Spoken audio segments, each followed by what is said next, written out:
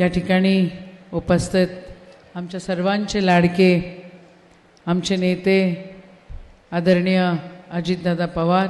तर अजितदादा सातत्याने सगळ्यांना न्याय कसा मिळेल याच्याकडे त्यांचं लक्ष असतं। आम्ही कधी सभागृहामध्ये असतो, कधी सत्तेत असतो, कधी विरोधी पक्षामध्ये असतो, पण सगळ्यांकडे लक्ष द्यायचं हे नक्कीच करतात। आणि दादा मी तर प्रेरणा घेते तुमच्याकडून।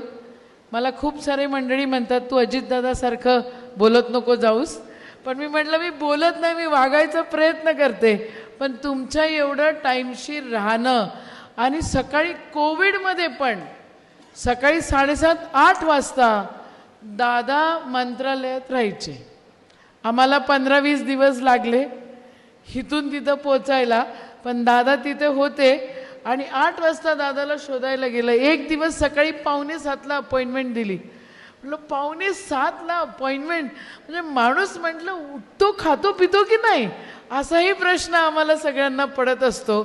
आज इथे सांगायला आनंद होईल की ज्या वेळेला दादा प्लॅनिंग मिनिस्टर होते 2009 आणि 2014च्या दरम्यान, त्यावेळेला दादांनी खूप मोठा निधी दोन्ही तीर्थक्षेत्रासाठी मंजूर करून दिलेला होता।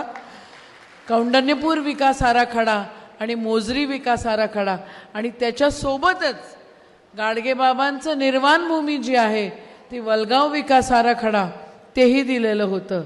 तर दादा असले की कामं होतात हा विषय आहे। म्हणून दादा तुमचा सपोर्ट नेहमीच सगळ्यांसोबत राहील